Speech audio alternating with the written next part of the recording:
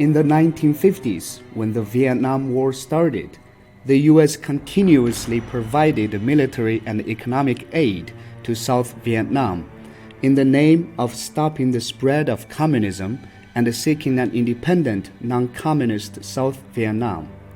In 1965, the US deployed ground troops to Vietnam, officially intervening in the war. Although the war ended over 30 years ago, its legacy and the disastrous impact is still seen in Vietnam. It is estimated that as of today, there are at least 350,000 metric tons of unexploded mines and bombs left by the US military in Vietnam alone.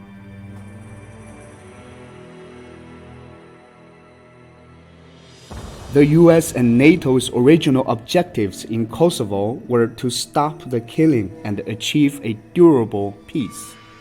But in March 1999, US-led NATO troops carried out a 78-day continuous bombing of Yugoslavia under the name of preventing humanitarian disasters. Ironically, the US and NATO's involvement in the Kosovo War brought severe humanitarian disasters. NATO troops used at least 31,000 depleted uranium bombs and shells, leading to a surge in cancer and leukemia cases in Yugoslavia, inflicting long-term disastrous impacts on the ecological environment of Yugoslavia and Europe.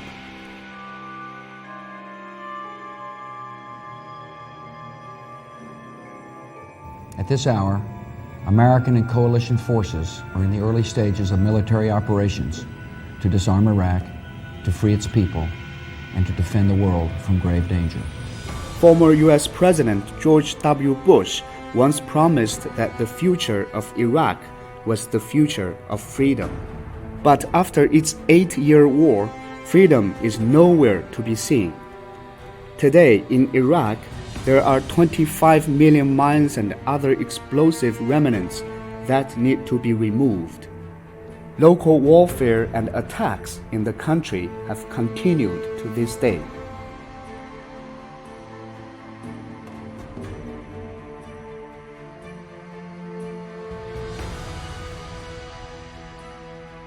On my orders, the United States military has begun strikes against Al-Qaeda terrorist training camps and military installations of the Taliban regime in Afghanistan.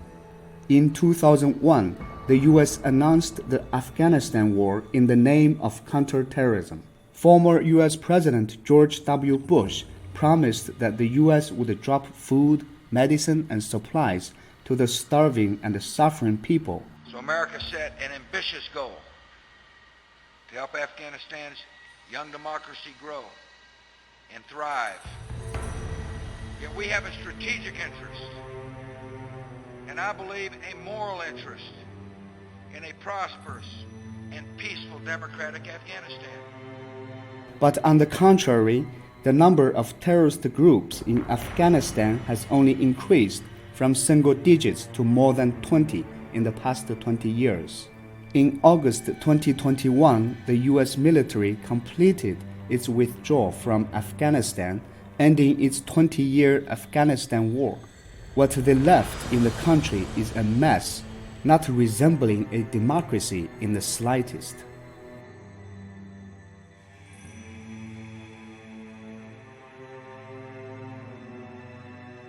During the Syrian civil war, the US supported the Syrian opposition to allow for a transition to democracy in Syria. Since 2017, the US has launched airstrikes on Syria under the pretext of preventing the use of chemical weapons by the Syrian government. However, the US thoughtful consideration has only resulted in chaos and turmoil in Syria. After World War II, from 1945 to 2001, of the 248 armed conflicts that have occurred in 153 regions of the world, 201 were initiated by the US, accounting for 81% of the total number. The US has always launched or involved itself in military operations in the name of preventing humanitarian disasters or promoting democracy. But the facts show that the US is the world's sole troublemaker. The wars in Vietnam and the Middle East not only resulted in massive civilian casualties, but also led to long-term disastrous impacts on the environment. The US uses democracy as a pretext to wage wars and as a cover for its numerous crimes, such as causing humanitarian disasters and destroying sovereign order. It is the real culprit, threatening the world.